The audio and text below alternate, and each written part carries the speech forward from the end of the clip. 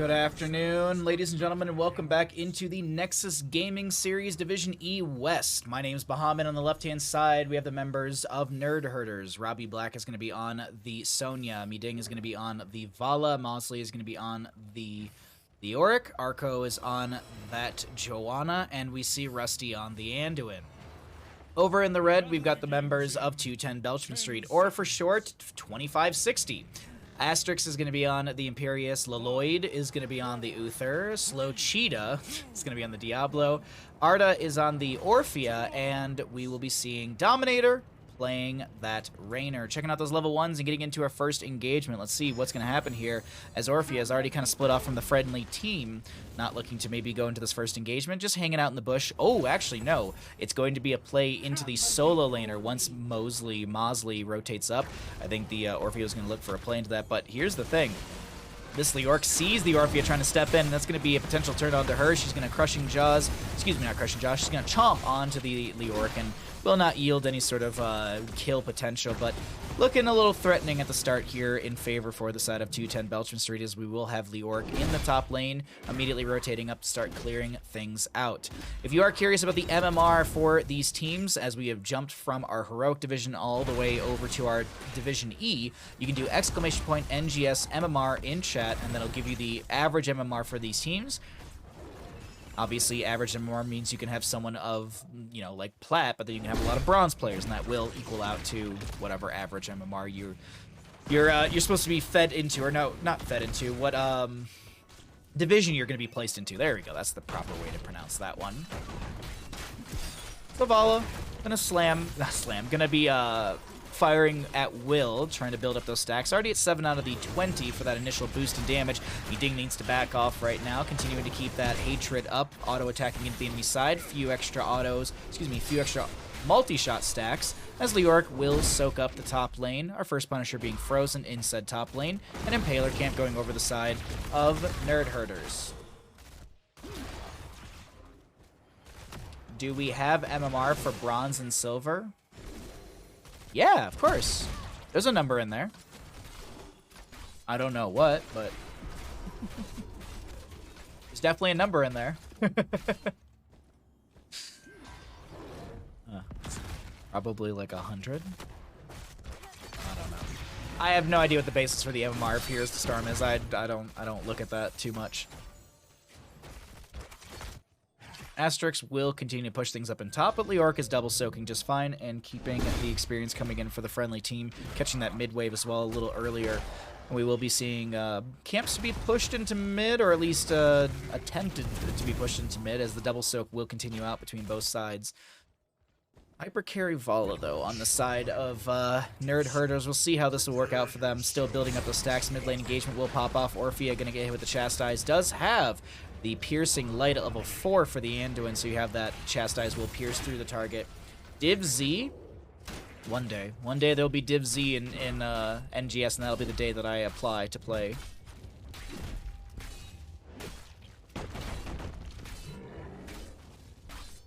Div E is mostly gold players and below, with MMR averages between... Yeah. Yep. Absolutely. Fire stomps out from the Diablo. Arco stepping into the enemy side, but not going to be able to set up any sort of kill, as the Impaler Camp, the Fallen Shaman will be pushed in through top. Asterix starting to work on this objective phase with a few friendly members. Arda backing off, throwing a little bit of damage out with the Devour. Just these auto attacks coming out. Asterix is doing their best to back away, maybe to tap well. I don't actually know if they have it. Yeah, they got it off of cooldown. So let's zoom out here really quickly, check out the APM, as it's looking like our first objective phase will go over the side of Nerd Herders. Asterix stepping in, misses the Celestial Charge, getting chunked right now, and that is going to be your First Blood. Over to the side of Nerd Herders. I can join when Div Z comes. Poggies, exactly. Exactly. 21 stacks for the Vala. It is an overstacking quest, but the big thing at that 20 mark is that you basically double your damage output. So you go from basically having 40 stacks to 80 stacks, so now it's actually 82 damage because it scales by 2, but you have that 40 jump at the 20 mark. 10 stacks also for the Joanna, so she's got 25% of her HP healing over 5 seconds. Baseline's 20, every 10 regeneration globes is 5. So 25% of whatever her current health pool is fairly nice for a Joanna over 5 seconds, but you need that over 5 seconds factor as well. Punisher jumping out onto Asterix. Gonna take a bit of damage here, eating a lot of that Punisher damage. Still staying around the fort right now as Arco looks to condemn and pull at the enemy side. Doesn't have the subdue, not trying to finish out that quest, but still putting pressure on the enemy side while the Punisher sieges in through this top lane. Nice spearing from Sonya to find a second kill, and that'll be into this Orphea, a solid double kill for our nerd herders as they push in through the top lane. The members of 210 Blechman Street needing to back off and try and recuperate on this map.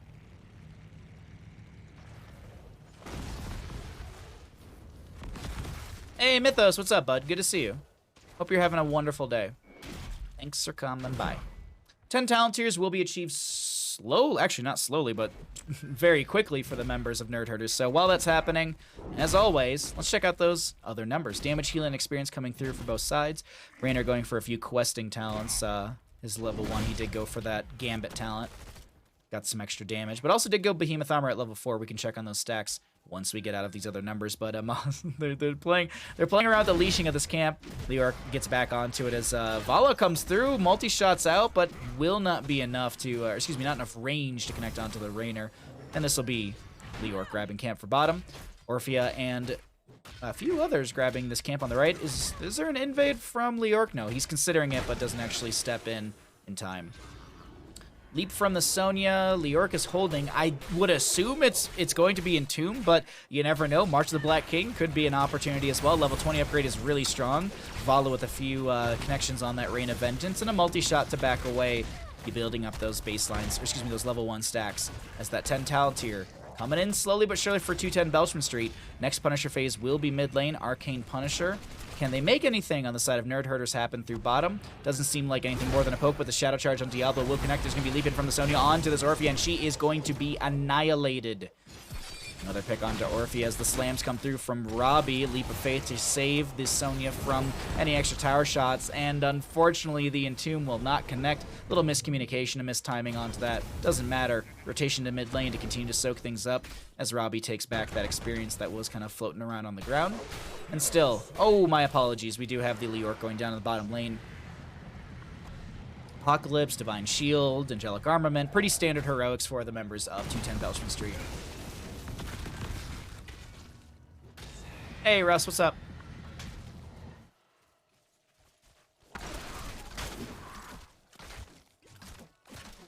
Alrighty. Vala just clearing things out in the top lane. Arcane Punisher for mid lane. There it's going to be the... I was about to say, like, we're not far off from that announcement. It's been a little bit of time. Mid lane, any engagement onto Arco? No. Just going to be riding away and shield glaring and slowing down the enemy side rotation into this camp. The invade is here. 10s are up. They're not going to be able to get there in time. Huge leap in from Sonya. Falling Sword as well. The CC train. Apocalypse comes out from Diablo. Divine Shield used onto the Orphea, trying to turn things around. There's a crushing Jaws pulling in the Anduin. Robbie getting very low. Does go down Entomb into the backline. Orphea is going to be falling. It's a bit of a trade right now. Leoric putting pressure onto Dominator. Slow Cheetah is the new target for this Leoric as the Shadow Charges come through. Angelic Armament, Chastise connects onto the Imperious. Dominator getting very low, and that's a Celestial Charge to disengage. Is it just a... Kill. Or are we looking at a little bit more here? Imperious goes through the minion wave. Is there enough damage from the minions to get the kill? Does not look like it. Asterix is able to back away, and it is going to be a solid quad kill, 4 kill, however you want to call it, in favor for Nerd Herders as they, our blue team, grabs this objective phase 4 mid lane, and Leoric quickly rotates into bottom lane to start pushing out and soaking up in favor of this Nerd Herder crew. Really smart call. Good macro from our blue side. And we'll see what value they get with this next Punisher. Objective phase, the death timers are not that long, so objective phase will be fully defended. Looking to see at the Raynor right now. He does have the Veteran Marksman at level 1. How many times has he died? Is that just once or twice? Once for Raynor, so he's down to 45%. You hurt your shoulder day. It's been messing up. Injury generous. Hope you're... Oh! I'm sorry to hear that, Mythos. I hope that improves. Time to take some Advil and drink a lot of tea. Or gin, whatever you're feeling today. Vala does go down to the Raynor. Arco needing to back away. This Punisher slamming its way through mid lane. Bottom lane fort does go down to Leoric, so while this fort in mid lane will not fall, goes down to 50% or less, bottom lane will be really gained by this Leoric. I actually, that's pretty big in my opinion. You have Catapult in top lane sieging under the keep front gate. Leoric shouldn't get ganked here. He has the Wraith Walk, doesn't have Ominous Wraith.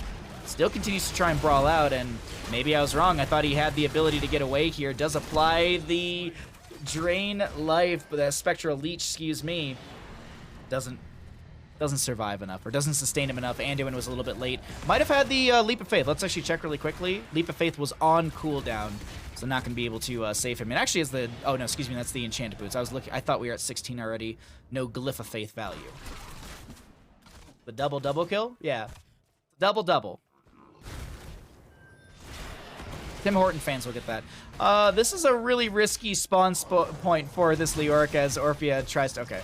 I was about to say, that's a really risky spot, because the enemy team knows exactly where you're going to be as you have that kind of animation coming back to life. Mid lane fort will be saved for now. Mortar Punisher will be our next Punisher for top lane.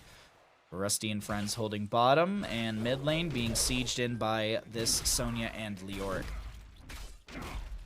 Now I'm hungry. Oh... Same, always. I had like a nice lunch before we even started streaming, and I could eat again. Granted, I did have a CCL meeting, and then I walked Bandit, but that was only like 2 hours and 44 minutes ago. Just about. Just roughly. 16 on the horizon for our blue team. These nerd herders are just controlling this map number 1, Infernal Shrines. Raynor in the bottom lane trying to just push things back out. Does have 25 on the Veteran Marksman, 19 on the Behemoth Armor. Uther with the Silver Touch at level 1 at 59 out of 80. Diablo Souls are at 50 out of 100. Vala stacking on her multi-shot. Pirate Will is going to be at 50 stacks, but right now we have a fight breaking out on the right side of the map, as that will be an Entomb, Falling Sword, Light Bomb, Divine Shield, it's everything being thrown on the ground, even the Hyperion from Raynor. And Diablo is the one to go down first. Celestial Charge will connect onto Robbie, but still the Orphea will be picked off. This is looking better and better for the members of Nerd Herders as they could potentially get set up, and yes, they will find another triple kill. Well played from our blue side. No announcement onto the Punisher just yet, and no wave into mid, so the actual call, in my opinion, should be to go top and try and find Keep Front Gate, but they will back off on this blue side. Nerd Herder's going to grab themselves this Fallen Bruiser camp. No other camps to be available anytime soon, so it's going to be Fallen Shaman and then going for objective. Leoric does push up the wave, so they will find that gate value as I was talking about. There are Tims in the US. I had no idea. Yeah. I mean, I grew up in Metro Detroit, and that's not very... Like, the Canada Tunnel, or bridge, the Ambassador Bridge, is not very far from Metro Detroit. Like, it's like a 45-minute, 30-minute drive when I was a kid from where I lived. And we had a Tim Hortons, like, literally, it was a Wendy's Tim Hortons combo. It was down the street from my parents' house, like a mile or so. Tim Hortons are all over Michigan, at least. Or at least Metro Detroit area, I've seen them. Fire at will, or excuse me, multi-shots from Vala coming out. There's an Entomb, there's a Falling Sword, a Light Bomb, so much being used. Leap is up and available for Sonya. Does she use it as a disengage tool or a re-engage tool? Jumps onto the Raynor, slamming her way into Dominator, but can't set up the kill. Chastise with a Piercing Light does get another stack, connecting onto two members, Arda and Lloyd.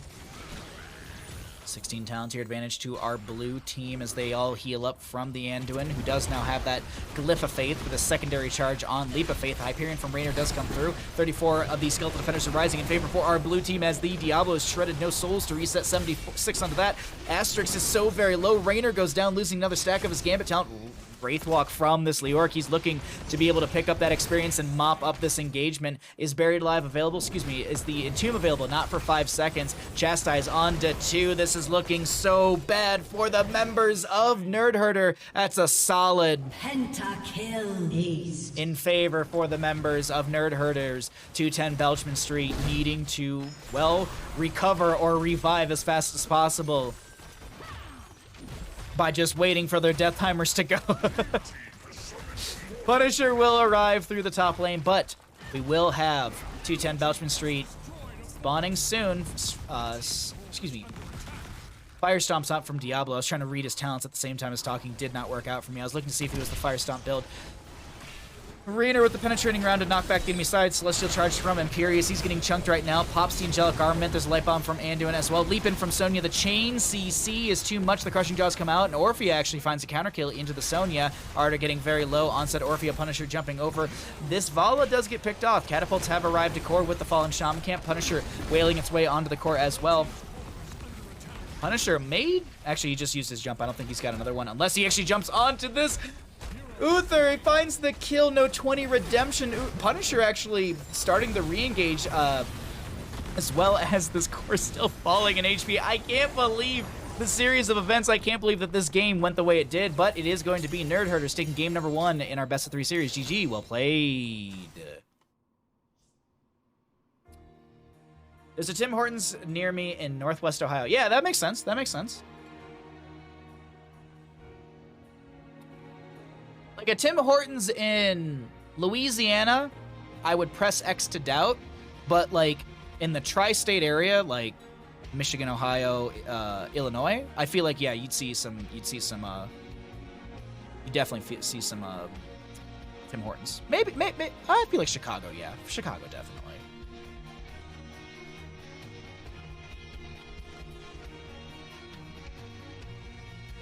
Just look at the map; they're all north from Michigan east. Okay, yeah. Punisher cheat.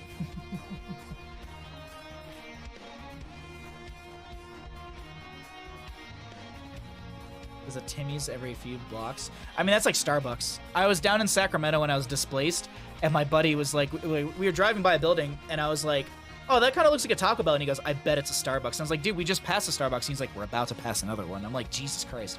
But that's Sacramento. It's busy. Where can I get the best fried chicken sandwich? I have no idea. I have absolutely no idea. There's a lot of good chicken sandwiches out there. I don't know who I would say is the best. I do not know the answer to that. I really don't. When I was displaced, my neighbors, because they're all vegan, we went to Plant Powered in the morning, and it's basically it's like vegan version of fast food. We didn't make it there in time for breakfast, but they had lunch, and they had a chicken sandwich. And I have to say this. I will admit it. When it comes to faux meat, chicken is the one that is, like, they've nailed it. Like, I literally turned to my neighbor, and I was like, if you gave me this and a McChicken, and I couldn't see, like, you know, because, like, the one of the Plant Power looks a lot nicer than a McChicken, but, like, if you form the patties exactly the same, I wouldn't be able to tell the difference. Like, vegan chicken, like, they've come a long way from it, like, with it. It actually tastes like chicken. It's very good. Taco Bell fried chicken sandwich. I don't know if that's the best. I haven't tried it yet. I would like to. Taco Bell is not on the DoorDash menu for us just yet. Also, I need to diet. I really need to not eat trash food.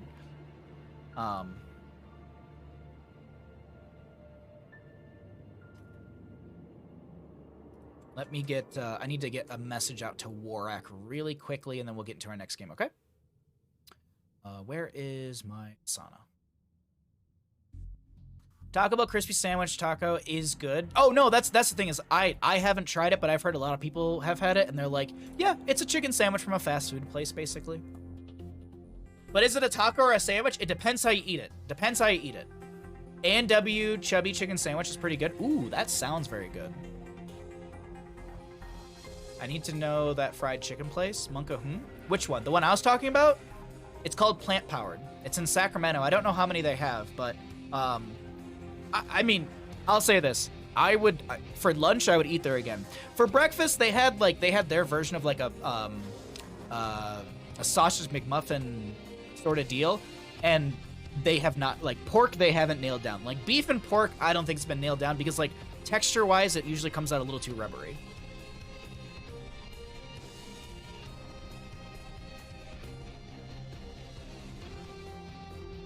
I don't care if it's a taco or a Sammy. It's good is what it is. I have to try it. When I went to BlizzCon, we stopped at a place called Brooksy. Look it up. The pics are amazing. I've heard, what was it? Zaxby's? Zaxby's everyone talks about. People talk about Zaxby's, but I think that's like a southern place.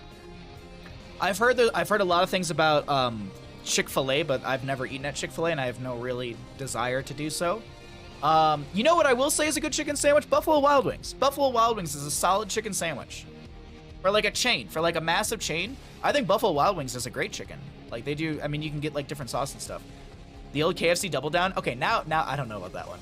Wendy's spicy chicken. I would agree. I love Wendy's. We all love Wendy's in this channel. Do you know how much we love Wendy's in this channel, chat?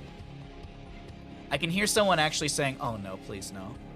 Do you know how much we love Wendy's in this channel? So much that we listen to the Hot Drinks Wendy's training video all the time.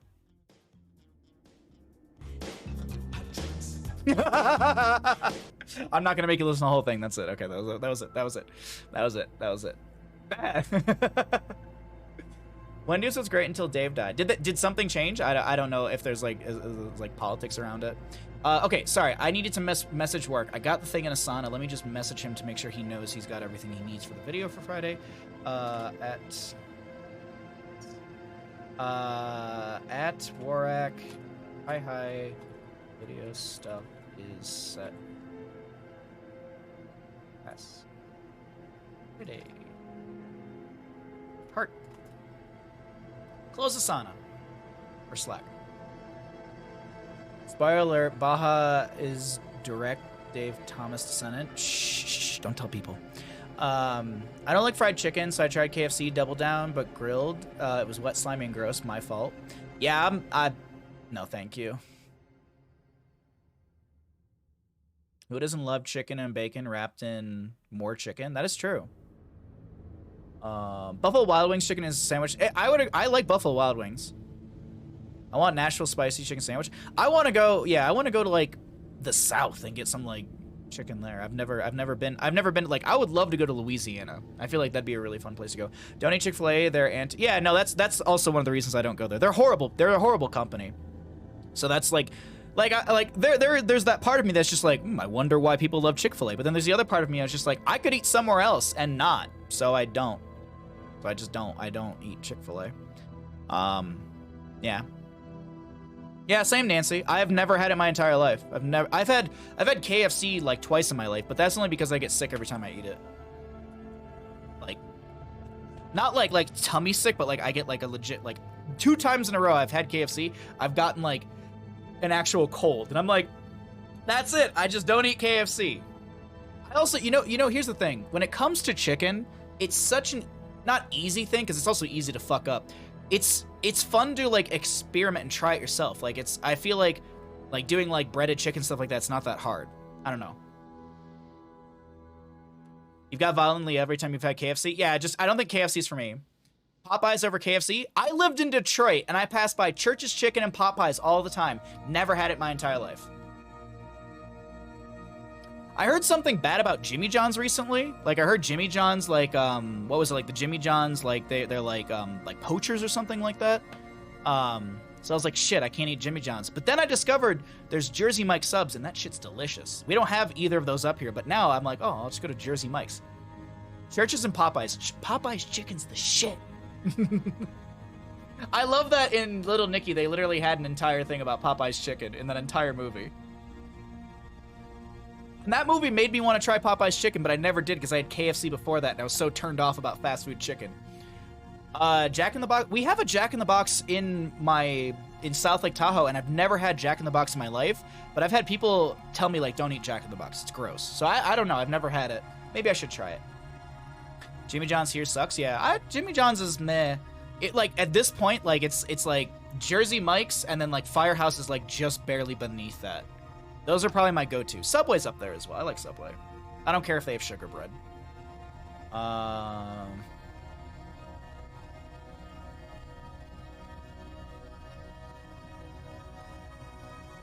Jack Tacos are my favorite. 2 a.m. leaving the bar. Do you know what my favorite thing when we would leave the bar is, for fast food-wise, Sonic. Sonic, you get like a foot-long hot dog and like a grilled cheese. Oh, and some tots. Get out of here. All right, let's get into another game, everyone. We've been talking about food in between games for a little too long, I think. So let's go ahead and get into map number 2. We're heading into Tomb of the Spider Queen. Let's go ahead and a little sidetracked. Welcome to my stream. What's new?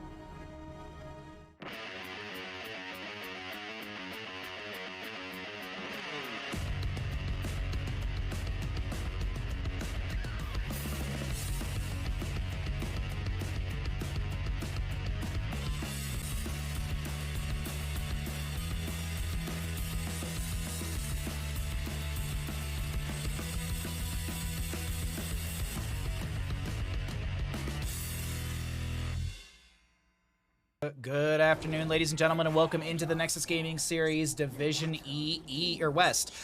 In the blue, we've got the members of Nerd Herders trying to close things out on Tuma Spider Queen in a 2-0 fashion. We've got Gazlo played by Mosley. We've got Robbie Black on the Sonya.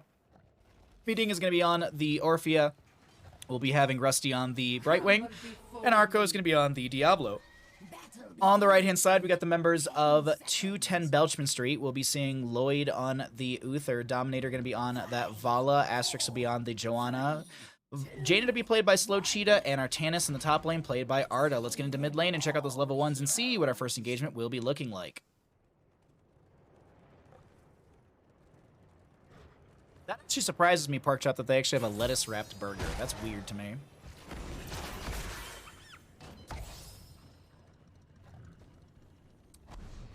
Oh, who has the best sides? Oh god, that's such a long conversation. We'll get into that conversation at the end of this game, and we'll see what happens with this, as we will be having map number 2, Tuma Spider Queen, kicking off in our Division E matchup. Arco and friends need to do double soak rotation to build up those Diablo souls. Gazlo looks like he's going to be in the bottom lane versus Slow Cheetah. Slow Cheetah is going to have the initial priority in lane because they have faster wave clear, but I wonder how things really kind of shift gears as the game does progress, with Gazlo getting a few extra talents, making his PvP a little stronger, though Jaina's burst ability will kind of also scale up during all of that. We'll see how that works out for her. Didn't go into the Mana Addict at level 1.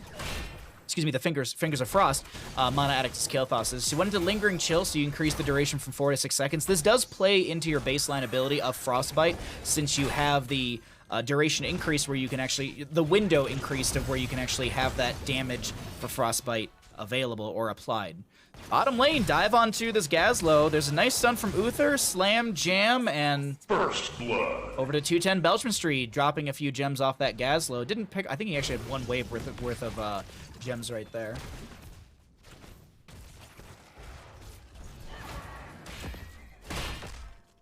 Oh my god, my cute chat is so cute.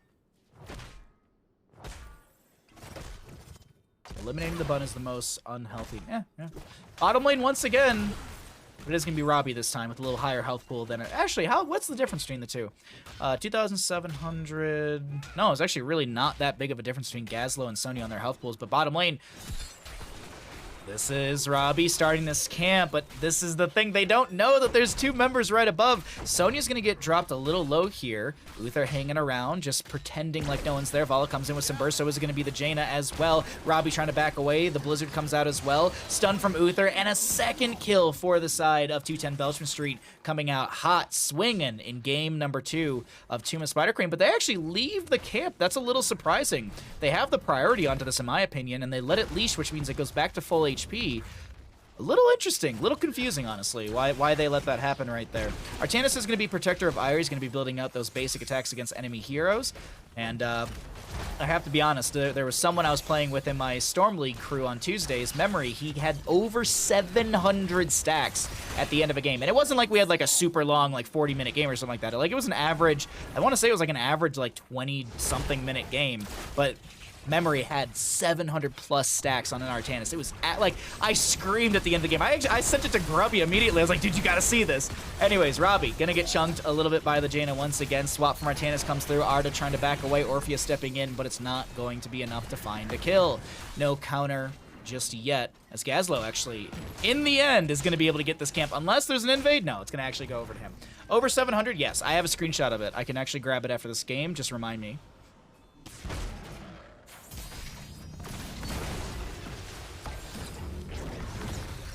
Swap from Artanis. Hang on to Rusty, and it's Diablo still zoning for the friendly side. Diablo is going to be going to this auto attack build once again. No fire stomps out for him, but there will be an actual fire stomp to delay out Asterix from getting the turn in. Dominator getting chunked heavily by Orphea right there, as the polymorph slows down Asterix, or even stops Asterix from even getting the turn in. And the fight continues out in mid lane with 7 talents here slowly coming through on both sides. Swap from Artanis is going to be attempted onto this Orphea. Her actual Shadow Waltz will be canceled out by the stun. Really good read from Uther. That stun means that she doesn't get the ability damage or the ability to proc, and she doesn't have that dash from the Shadow Waltz. Really good read from Uther. Sonya on the left-hand side, Robbie grabbing this camp, dropping below 500 HP, but it's not a bad deal. There's no invade. This is Arco trying to Fire Stomp and stall out a few turn-ins, but I don't think it gets everyone. Actually, it might have gotten Lloyd, which was the last couple gems. Mid lane camp coming through. Mosley trying to push this up a little bit with some turrets. Swap from Artanis, not going to be attempted. Just a little blade dash from him. Dives in with the Twin Strike, I believe it is. And 7 Talontiers here for both teams. Artanis tries with the Phase Prism, isn't going to be able to connect. Gazlo in bottom lane, slow Cheetah, and Gazlo battling it out. And this is what I was talking about. Gazlo's getting a few extra of those abilities and that overload as well. I was playing a little bit of Gazlo yesterday, warming up for our Storm League games, and I gotta say, grabbing that level 4 or that level 7 is really, really helpful. But now we have the fight in the top lane. Arda taking a lot of damage, is able to back away. Orphea chomping her way through this objective phase through top. Mid lane still being mid lane still walking its way in the lane as swap comes out from the Artanis. Robbie trying to back away. Orphea getting a little bit of poke damage with that dread, and this top lane gets cleared out before it even approaches the keep front gate, the fort front gate. Mid lane will find the actual gate, but the 2 towers still remain. That Uther stun choked me.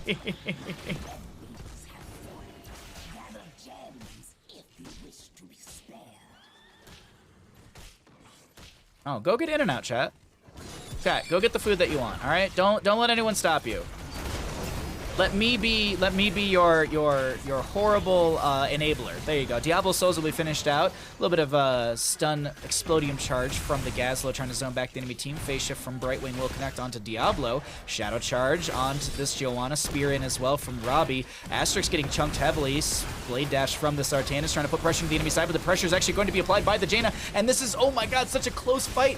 Arco is going to go down. Souls are going to be reset. Are the gems picked up? It doesn't look like they can actually get towards those gems. Robbie picks up 2, but doesn't get the vast majority of the cluster and has to spin to win to get out of here. Does have that life funnel at level 7, and the Hungering Arrow almost bouncing to find the kill, but Robbie does not go down, living with like 16 HP or so. Turn availability is existing on the side of Nerd Herders. They only need 10 turned in, 20 in their pockets.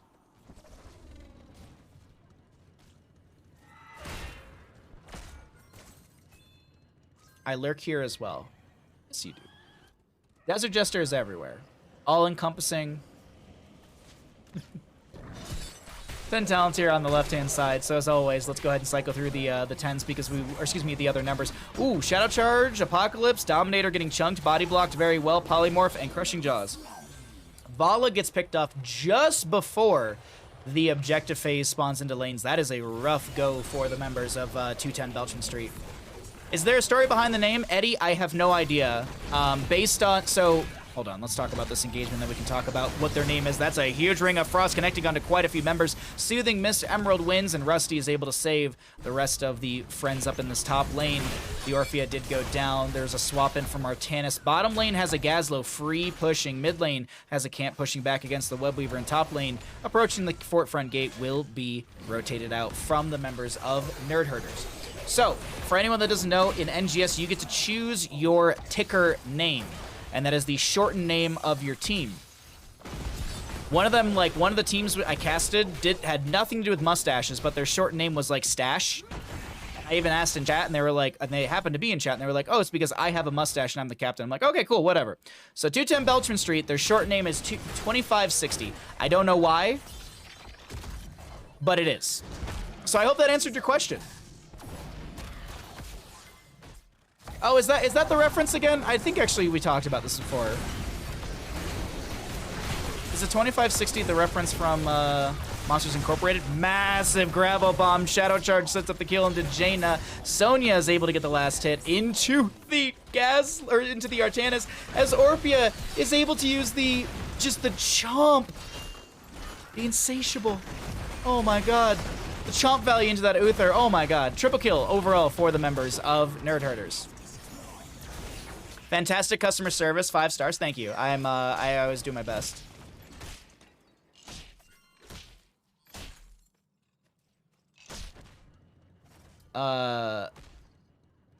The Millifluctuous. Thank you for the follow 9 minutes ago. I missed. Sorry about that. Spearing from Sonya. Slam, jam, stagger, death. Another kill over the side of Nerd Herders as they get the second turn in through the Gazlo in the top lane. And let's see what these Web Weavers are able to do. Now, Web Weavers descend up as close as the enemy minion wave is, so this top lane is actually pretty far pushed out. Top lane will descend close to that keep front gate. Mid lane will descend on this mid front gate. And bottom lane will descend about midway into the lane itself. 13 talent tier advantage over to our blue team. And while we wait for those 13s on the opposing side to come through, let's check out the APM for this push potential and zoom out a little bit further, get an idea of what everything looks like in a better perspective. A little bit of poke onto this well. You guys gonna take it down. Okay. Dem from Joanna. Swap from Artanis will connect. But Artanis is now in an awkward spot. He goes for the massive blind with the suppression pulse. There's a Jaina Ring of Frost on the bottom of our screen. I think it connected onto Diablo. Gazlo throwing out some stuns here and there with the Explodium charge. Divine Shield onto the Artanis. He's going to try and just auto-attack his way through all the pain, but you can't deal enough damage there, Artanis. He goes down. Uther finishes out his Silver Touch level 1, leaping from the Sonya onto this. Jaina, the Gravel Bomb pulls in the Jaina. Brightwing finds the last hit. Asterix will go down. It's a solid triple kill. The members of Nerd Herders as they step in a little further onto Dominator, trying to find a fourth kill, but it won't be enough, or it won't be had. Bottom lane Fort already going down. Top lane pushing onto that keep front gate right now. I already actually went through the keep front gate onto the keep. And this bottom lane will be sieged in favor for the side of Nerd Herders. Your work is over for the day. Congratulations, Cerviche. Thanks for hanging out. Meeting, thanks for following the channel as well. Glad you're enjoying the content. Top lane, catapults are arriving. Vala was considering to push back that lane or join the friendly team, and they joined the friendly team, but they actually don't even need to. Robbie and Black, thank you for the follow as well. Glad you're all enjoying what you're seeing on screen as we have catapults dealing 350 damage to structures, 175 standard. So no turn-in availability for the members of Nerd Herders, as we can actually see the split on who's got what when it comes to gems. 35 in the pockets of Nerd Herders, 15 on the side of 210 Beltran Street, 5 already turned in. Now we just continue into rotations as we have 16 talents here arriving in favor for Nerd Herders first. Are they going to be trying to make an aggressive play with the experience advantage, or do they just continue to play the map as they have been so defiantly well? Like, I would say the early game was shaky. The early game was definitely shaky for Nerd Herders, but it's really been popping off after, I would say, level 7. Level 7 is where everyone seemed a lot more comfortable on Nerd Herders. 10 talent here, everything really popped off, and from there, it's just been the Nerd Herder game. But can 210 Beltran Street rally and find their way back into this best of 3 series, or will Nerd Herders just stampede their way through these this map and take the series 2-0? We'll have to find out, as boss is going to be attempted and probably picked up. I don't think there's any sort of invade, as this mid lane still needs to be cleared out on the side of 210 Beltran Street. Do you think games would be longer if minions also targeted walls? Oh, absolutely, yeah. Oh my god, this one wall, speaking of, is going to have 3 HP. Absolutely the games would be longer, because minions wouldn't move past the walls to go to fort. They would sit there and hit the walls instead of, yeah. Definitely, the games would be a lot more delayed out.